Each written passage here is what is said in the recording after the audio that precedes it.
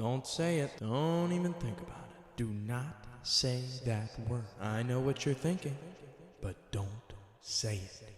Marvin Harrison Jr. is a generational talent. Now, if you're like me, you cringe every time you hear the word generational because you hear it every year. But I'm here to tell you that this guy is as deserving of that label as anyone that I can remember at the receiver position. So in this video, I'll break down his strengths, his weaknesses, not that there are many, and then talk a little bit about scheme fit and potential landing spots. Marv is a fantastic route runner, and his slants might be his best. I give Notre Dame credit for having a gutsy game plan because they ran a lot of bump and run man coverage, but Marv was pretty much unbeatable off the line of scrimmage. The way he's able to manipulate defenders with his feet is just masterful. On this one, his footwork is so good, it looks like the cornerback pops backwards like someone put hands on him, but he's just that good of a route runner. On this one, he isn't able to create the same pop on the route, and the corner actually wins the rep. He also had a really fun battle with the Michigan corner running slants. On this route, he just slow plays it. I actually made a TikTok about it because it reminded me of this route by DeAndre Hopkins. You can see he's just totally relaxed. On this one, though, the corner beats him to the point of attack and intercepts the pass. He's so crafty in getting vertical. This release is filthy, threatens the corner inside, gets on top of him, doesn't even get the ball thrown to him, but I had to leave it in. Right here, he faces off coverage, so what does he do? Closes that space, chops his feet, and creates separation that never should have existed. Here we go with some press coverage again, really explodes out of his stance here, gives a little hand swipe, and gives his quarterback a place to throw that ball, even if it is a little overthrown. Here he's running a slot fade, knows he has all that width to work with, and he actually gets a savvy ball from a cord right here. Of course, he comes down with it. DBs just panic when he gets vertical on them. Right here, given a pretty soft cushion, ball's in the air, corner's in good position, but they know who this guy is. They don't want to be on Sports Center, so Marv just gets his head taken off right there. Marv is a strider, and if you're a corner who thinks that you're going to get away running trail technique on him when he goes vertical,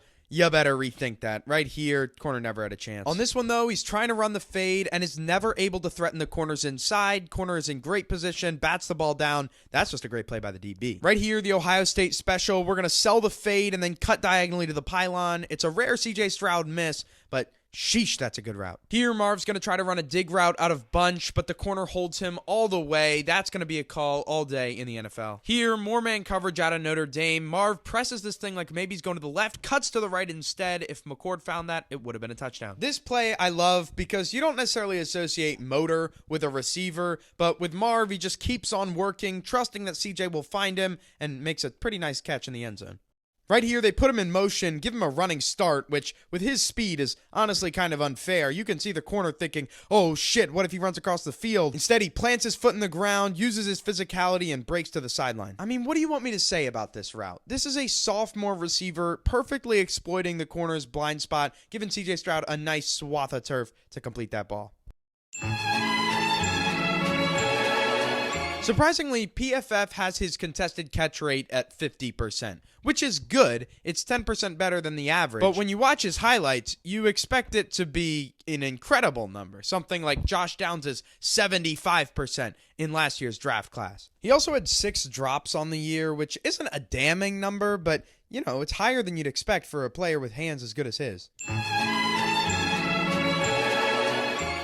I think Marv's ability with the ball in his hands is underrated. He has the ability to put a foot in the ground and break a defender down to his knees, but he's also falling forward every single time because of his size. And in that way, I compare him to Davante Adams, where Davante isn't really known for his ability after the catch, but you can throw him a quick smoke screen and he'll be able to fall forward for 5 yards. And with Marv, if you give him a real crease, he might go for 80. There's a narrative out there that because he wears designer brands on the football field, Marv is some type of pretty boy.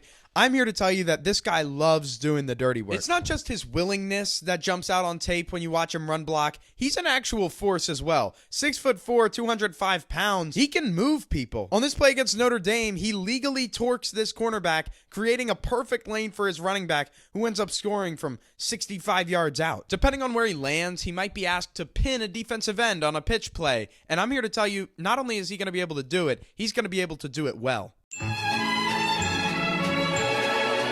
So this is my favorite attribute of Marv's game. Gives him, in my opinion, a special mystique because he's 6'4", And the way he can contort his body, like this catch right here, should have been an injury. It just gets up like it's nothing on the sideline. Like, it's just this level of calm. It's unfair, really, where the catch is just second nature to him. So the feet always land where they're supposed to. He just has that highlight quality about him. As far as a pro comp, I think he's Justin Jefferson. The elite route running, the nuance, and kind of that underrated ability after the catch. Maybe not a pure burner, but like I said, you give him a full head of steam and he could definitely take it all the way. Definitely some Devontae Adams in his game. But what's rare is, I mean, Devontae is 6'1", Justin Jefferson is 6'2", 6'3". This guy is 6'4", and he's moving like this. Yeah, he's going to be special. So projecting Marv to the next level, there's really no question of scheme fit because he'll work anywhere. So might there be a team or two that would rather have the speed, field stretching ability, and rack ability of a Malik Neighbors? Maybe, but any general manager that's staking their job on the pick is going to roll with Marvin Harrison Jr.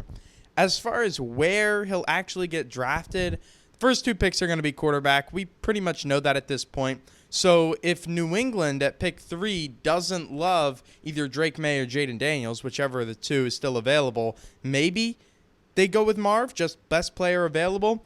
But I think certainly by pick 4, he'll be off the board.